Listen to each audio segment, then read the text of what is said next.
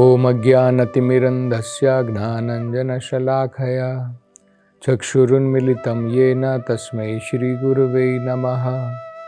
नमो ओं विष्णुपदाय कृष्णप्रेष्ठाय भूतले श्रीमते भक्तिवेदान्तस्वामिन् इति नामिने। नमस्ते सरस्वती देवे गौरवाणी प्रचारिणे निर्विशेषशून्यवादी पाश्चात्यदेशतारिणे। जय श्री कृष्ण चैतन्य प्रभु नित्यानंद श्री अद्वैत गदाधर श्रीवासदि गौर भक्तवृंद। हरे कृष्णा कृष्ण कृष्णा हरे हरे, हरे राम राम राम हरे हरे। हरे कृष्णा। तो आगे भगवान शिव माता पार्वती से कहते हैं, देहिनाम देह संयोगात द्वंद्वानि ईश्वर लीलया सुखम दुखम मृतिर्जन्म शापो अनुग्रह एवच। वो बताना चाहते हैं कि इसमें कोई संदेह नहीं है कि जो भी इस भौतिक संसार में द्वंद्व होते हैं, सुख है, दुख है, गर्मी है, सर्दी है, मान है, अपमान है, आशीर्वाद है, शाप है, ये सारे द्वंद्व भगवान की माया शक्ति के द्वारा बनाए जाते हैं। लेकिन भगवान का जो भक्त होता है वो इनके द्वारा विचलित नहीं होता है, क्योंकि उसने भगवान के चरण कमलों की शरण, उनका आश्रय ग्रहण किया हुआ है। बाकी लोग विचलित हो सकते हैं। चित्रकेतु जैसे महान भक्त जिन्होंने भगवान का चरण कमलों का आश्रय ग्रहण किया है, वो इससे विचलित नहीं होते हैं। तो बड़ा सुंदर यहाँ पर वो श्लोक कह रहे हैं, देहि नाम देह संयोगात। देहि नाम मतलब होता है देहधारी जीव। जिन जीवों ने भौतिक संसार में ये शरीर धारण किया हुआ है, शरीरधारी जीव। देह संयोगाद, क्योंकि वो अपने शरीर से बहुत ज्यादा आसक्त हैं और वो सोच रहे हैं कि मैं ये शरीर ही हूं। इसके कारण क्या है? द्वंद्वानी, उनको भौतिक संसार में द्वंद्व झेलने पड़ते हैं। क्यों झेलने पड़ते हैं? देखिए, ये बड़ी महत्वपूर्ण बात है। हम सब भी जब कभी भौतिक दुख आता है तो दुखी हो जाते हैं, भौतिक सुख आता है तो बड़े खुश हो जाते हैं। कोई हमारा सम्मान करता है, हमें अच्छा लगता है, कोई हमारा अपमान करता है, हमें बहुत बुरा लगता है। तो हम क्यों विचलित हो जाते हैं? क्योंकि हम इस देह से बहुत आसक्त हैं। इसके कारण ही द्वंद्व होते हैं संसार में। द्वंद्व बनाए जाते हैं भगवान के द्वारा, भगवान की माया शक्ति से ही ये द्वंद्व आते हैं। सुख भी है, दुख भी है, मान भी है, अपमान भी है, आशीर्वाद भी है, शाप भी है। लेकिन अगर हम चाहें तो हम इनके द्वारा प्रभावित ना हो। जैसे चित्रकेतु इनके द्वारा प्रभावित नहीं है। उनको शाप दिया गया कि तुम असुर योनि में जाकर के जन्म लो। लेकिन हम देखते हैं कि चित्रकेतु के मन में कोई भय नहीं है, कोई पीड़ा नहीं है। तो द्वंद्वानी ईश्वर लीलया, ये भगवान की माया शक्ति के कारण, भगवान की मर्जी के कारण, क्योंकि माया भौतिक संसार में भगवान की आज्ञा से ही कार्य करती है। माया अपने आप नहीं करती है, माया भगवान के अधीन है। ये भौतिक शक्ति भगवान के अधीन है। भगवत गीता में भगवान इस बारे में कहते हैं। भगवान कहते हैं, मया अध्यक्षेन प्रकृति सूयते स चराचरम। मेरी अध्यक्षता में ही प्रकृति कार्य करती है।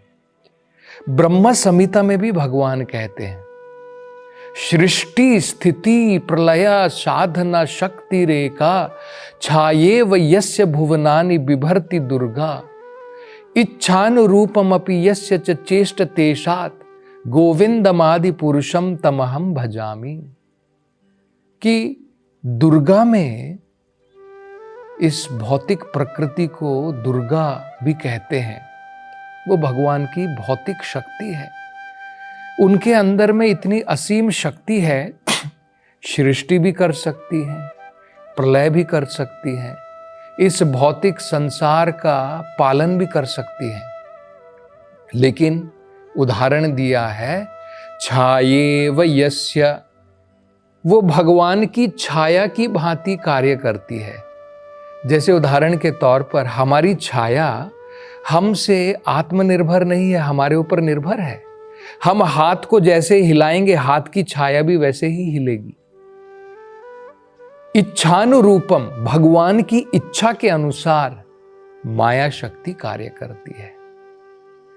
तो ये कह रहे हैं, तो इससे क्या आता है? वो कह रहे हैं द्वंद्व कैसे आता है? सुखम दुखम, सुख आता है, दुख आता है। मृत्युर्जन्मा, मृत्यु होती है, जन्म होता है। शापो अनुग्रह एवचा, किसी को शाप मिलता है, किसी को आशीर्वाद की प्राप्ति होती है। तो ये भौतिक संसार है।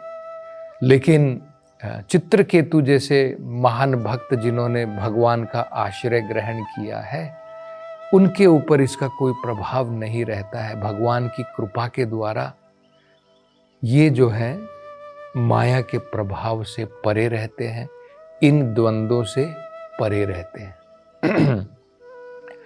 हम बहुत सारे वेदों के अंदर में उदाहरण भी देख सकते हैं। आज से लगभग 500 साल पहले की बात है। भगवान के एक और महान भक्त हुए थे जिनका नाम था हरिदास ठाकुर। नामाचार्य शीला हरिदास ठाकुर जो है, उनका जन्म एक मोहम्मडन परिवार में हुआ था, मुस्लिम घर में हुआ था।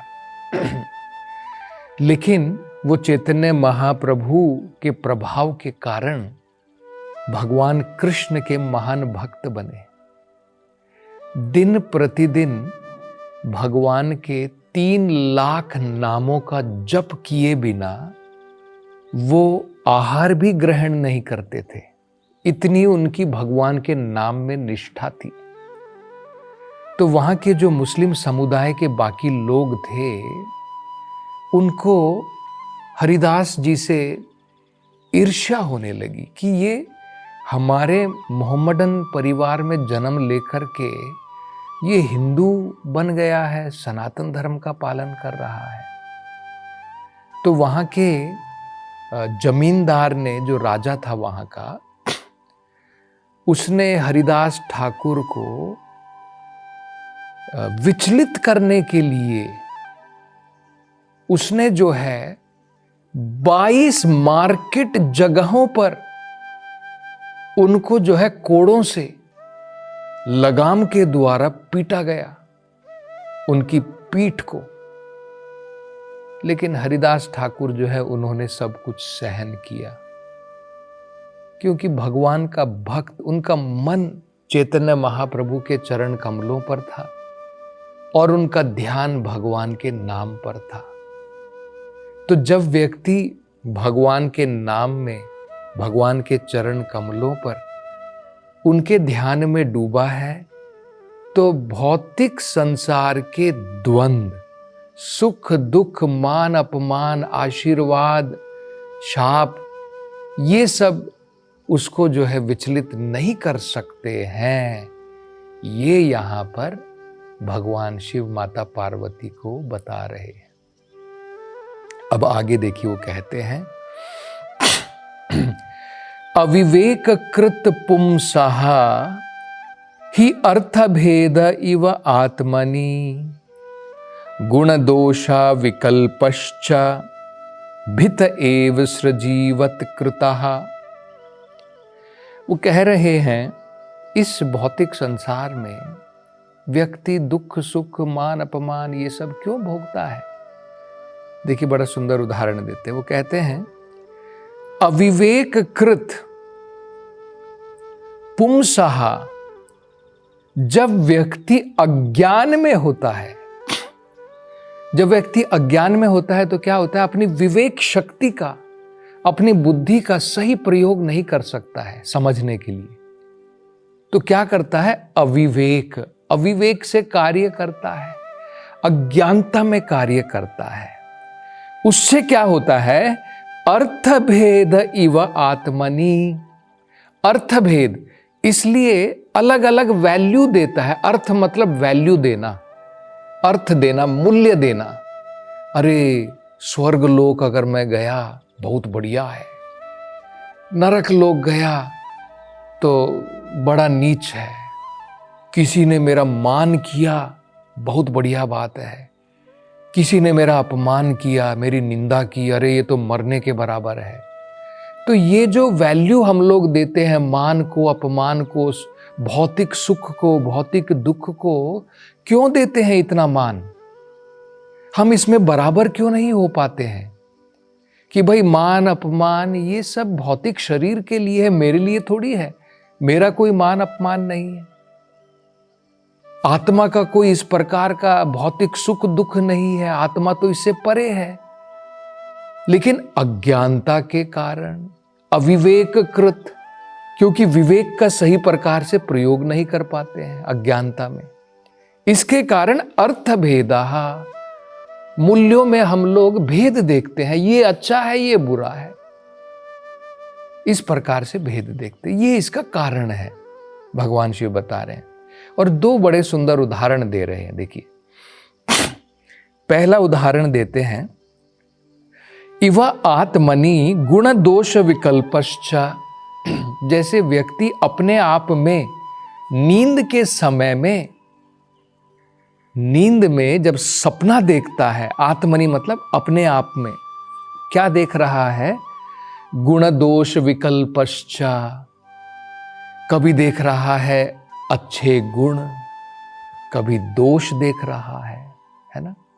कभी कभी हम कहते हैं ना स्वप्न दोष हो गया है इसको, बहुत भयंकर चीजें दिखाई देती हैं सपने में, भूत दिख रहा है, प्रेत दिख रहा है, कभी दिख रहा है कि कोई चोर मेरे घर के अंदर आ गया है, बंदूक लेकर के मुझे मार रहा है, तलवार लेकर के मेरी गर्दन काट रहा है, कभी देख रहा है कि एक शेर मेरे पीछे भाग रहा है। तो ये जिस प्रकार से, ये तो मन की परिकल्पना है, ये रियलिटी नहीं है। ना उसकी कोई गर्दन काट रहा है, ना उसको कोई गोली मार रहा है, ना वहां पर कोई भूत प्रेत है, अपने अंदर में वो इस प्रकार से देख रहा है, क्योंकि वो नींद में है, स्वप्न में है। नींद या स्वप्न को जो है अज्ञानता माना जाता है। इसी प्रकार से जब तक हम जागृत नहीं होंगे तब तक ये द्वंद्व में फंसे रहेंगे। चित्रकेतु इन द्वंद्व से बाहर आ चुका है। भगवान शिव यही माता पार्वती को बता रहे हैं कि चित्रकेतु जो है द्वंद्व से बाहर है, क्योंकि द्वंद्व अविवेक कृत। ये द्वंद्व क्यों आते हैं? अविवेक के कारण आते हैं, अज्ञानता के कारण आते हैं। दूसरा उदाहरण देखिए वो देते हैं, भित एव ही सृजीवत कृताः।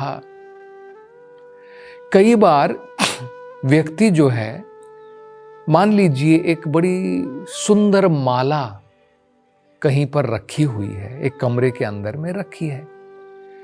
अब जब प्रकाश होता है तो हम उसको माला के रूप में देखते हैं, अरे वाह क्या बढ़िया सुंदर माला है, मैं अपने आप को सजा सकता हूं, गले में पहन सकता हूं।